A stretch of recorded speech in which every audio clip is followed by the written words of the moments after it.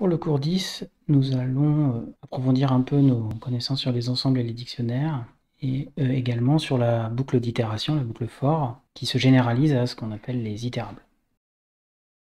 Donc pour le plan du cours, on verra justement tout d'abord cette notion d'itérable, puis nous verrons les compréhensions d'ensemble, donc la version ensembliste des compréhensions. Plutôt que de créer une liste, on va créer un ensemble, et puis la même chose pour les dictionnaires ensuite. Alors, tout d'abord la notion d'itérable.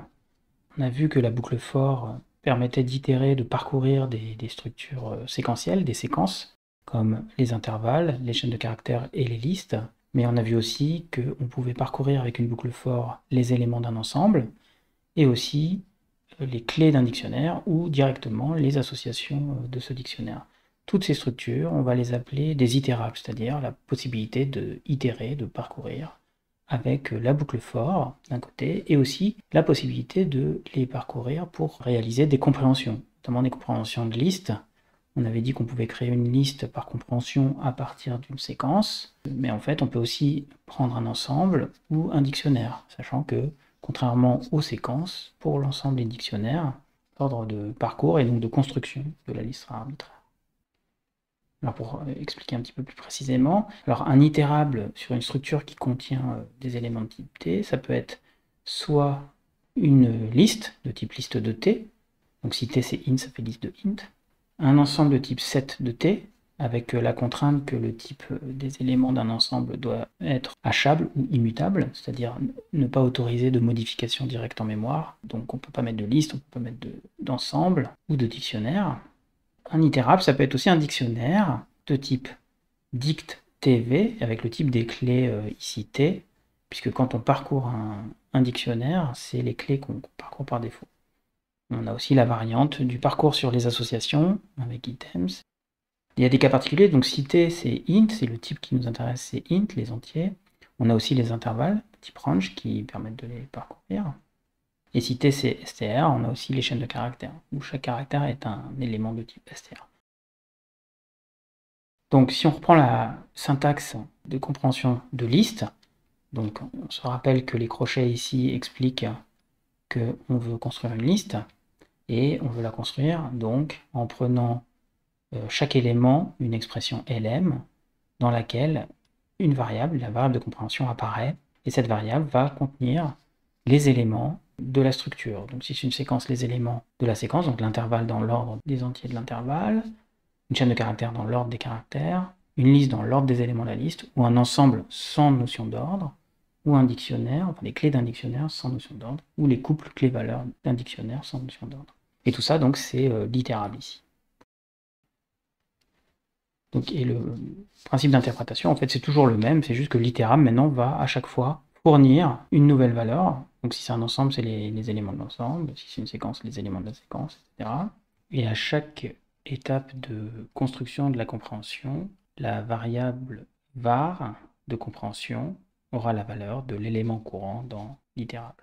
C'est juste une généralisation par rapport à ce qu'on a vu sur les compréhensions de liste.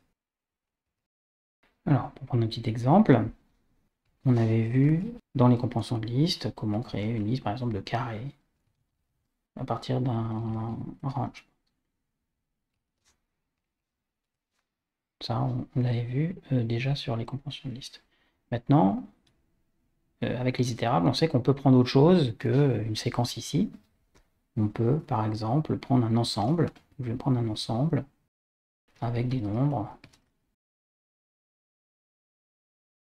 Si j'évalue ça, j'aurai les carrés, les nombres que j'ai donnés. Alors, sans préservation de la relation d'ordre. Par exemple, le carré de 5, c'est 25. Son index dans la liste est arbitraire. Si on a construit une liste de type liste de int à partir d'un ensemble de type set de int.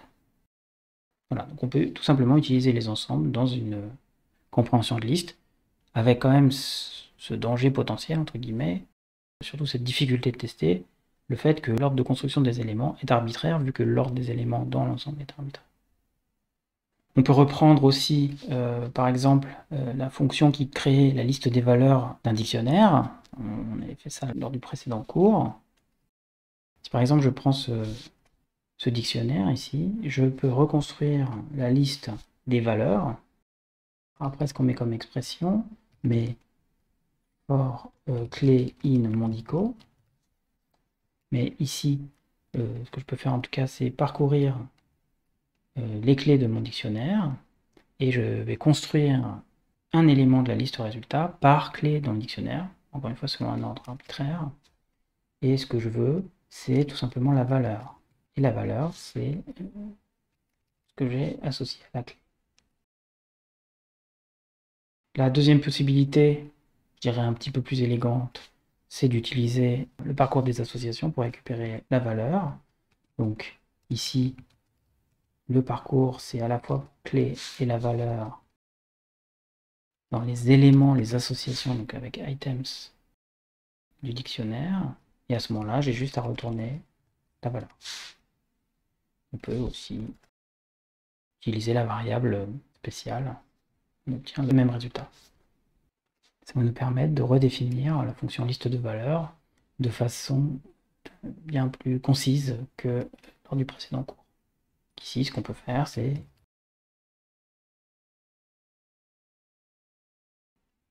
par exemple, si on prend ce dictionnaire-là, on aura bien les valeurs, encore une fois, avec un semblant d'ordre. L'écriture alternative, c'était d'écrire. Voilà, ça marche aussi.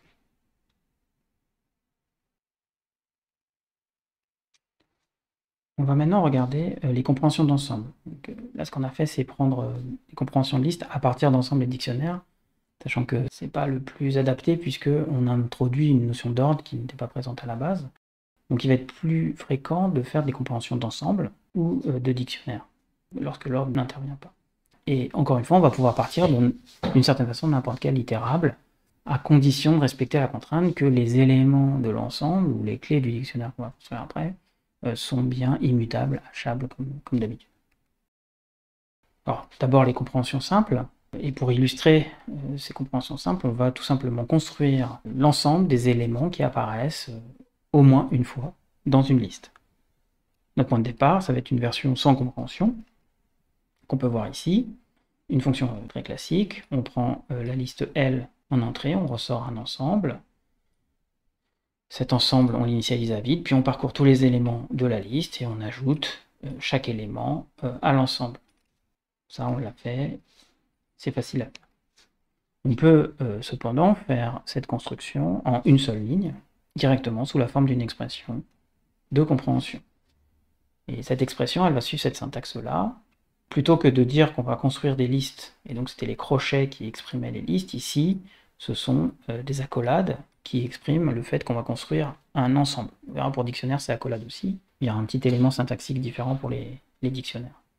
Chaque élément de l'ensemble qu'on va construire sera résultat de l'évaluation de l'expression qui est ici, avec dans cette expression la variable d'itération qui va valoir les éléments de l'itérable en entrée les uns après les autres. Encore une fois, cela marche pour n'importe quel itérable.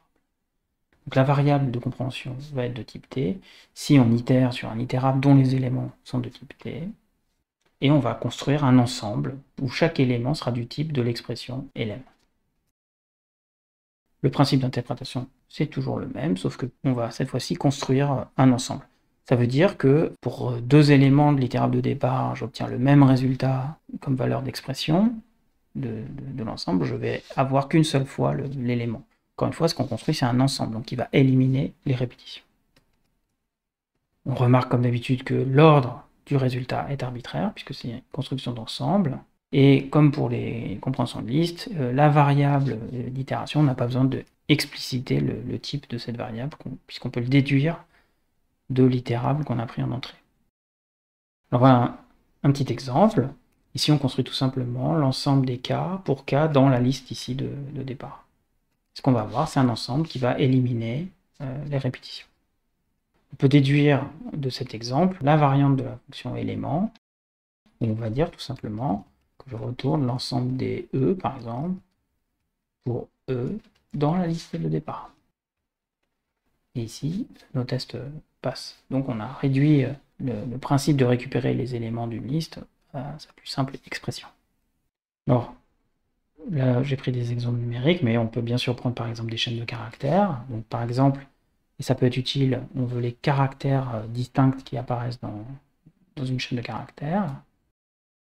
On peut utiliser cette construction, de construction de l'ensemble des C pour C dans la chaîne de caractères qui m'intéresse. Et puis l'expression de compréhension, on trouve donc avant le for, elle peut être aussi complexe qu'on veut. Alors ici par exemple, on retourne un indice numérique dans l'alphabet des lettres qui apparaissent. Donc le A par exemple c'est 1, le B c'est 2, etc. L'ordre alphabétique. On avait dans les compréhensions de liste les compréhensions avec filtrage, avec la condition if. Et ben on va retrouver la même chose dans les ensembles et ça va nous rapprocher de l'écriture mathématique des ensembles par compréhension, où on construit des ensembles, on peut dire des sous-ensembles, où on prend des x dans un ensemble E, vérifiant une certaine propriété. Donc E, c'est un ensemble de départ. Alors, on va voir que nous, ça généralise aux itérables, justement. Et P est une proposition, qui peut être vraie ou fausse. Donc par exemple, si on veut l'ensemble des entiers pairs, on peut dire que c'est l'ensemble des k appartenant à un grand N, tel que k est divisé par 2. Ça, on va pouvoir l'exprimer en Python avec des compréhensions d'ensemble, mais conditionnées. Donc la syntaxe, c'est un peu la même, sauf que, encore une fois, on va retrouver les accolades. Donc on veut l'ensemble des éléments pour la variable dans l'itérable, mais seulement si une certaine condition est respectée. Donc l'interprétation, c'est que ça construit l'ensemble des LM pour les var de itérables qui vérifient la condition. On va prendre des exemples. En fait, la seule différence avec les listes, c'est qu'on construit un ensemble. Par exemple, si on veut construire l'ensemble des entiers pairs dans l'intervalle indice, eh ben, on va pouvoir écrire, on veut l'ensemble des i, pour i dans l'intervalle indice, donc 1, 11 ouvert, si ce i modulo 2 vaut 0. Voilà. Alors, il faut savoir encore une fois que Python a l'air d'ordonner les choses par ordre croissant, mais encore une fois, il faut penser que c'est un ensemble et que l'ordre entre les éléments n'importe pas. En tout cas, voilà, on a cette construction d'ensemble par compréhension très, disons, utilisée en mathématiques, disponible directement dans le langage de programmation Python. Alors, on peut prendre des exemples un petit peu plus compliqués. On avait pris, toujours dans le cours sur les compréhensions de liste, des exemples de listes de NUPLAY. On va reprendre le même exemple avec des listes de personnes où chaque personne est un NUPLAY, nom, prénom, âge et statut marital, donc, avec ce type-là. On va d'abord prendre l'alias de type. On a une base de données d'exemples qui est une liste de personnes. Alors, en guise d'exemple, on va essayer de retourner les noms des personnes célibataires dans cette base. Ce qu'on veut, c'est un ensemble de noms. Et on va parcourir donc les éléments de notre liste où nom, prénom, âge et marié ou non. Donc la base de données s'appelle bébé. Comme il s'agit de personnes célibataires, on va déjà vérifier son majeur. Et il ne faut pas qu'elle soit mariée. Donc voilà les noms des personnes célibataires. On pourrait aussi, pour être plus précis, récupérer le nom et le prénom. Autrement, on voit qu'il y avait deux personnes du même nom. Donc ça nous permet de proposer une définition très simple de la fonction qui retourne les célibataires, puisque c'est un ensemble. En fait, le prénom, on n'en a pas besoin, âge, on a besoin, statut marital, on a besoin.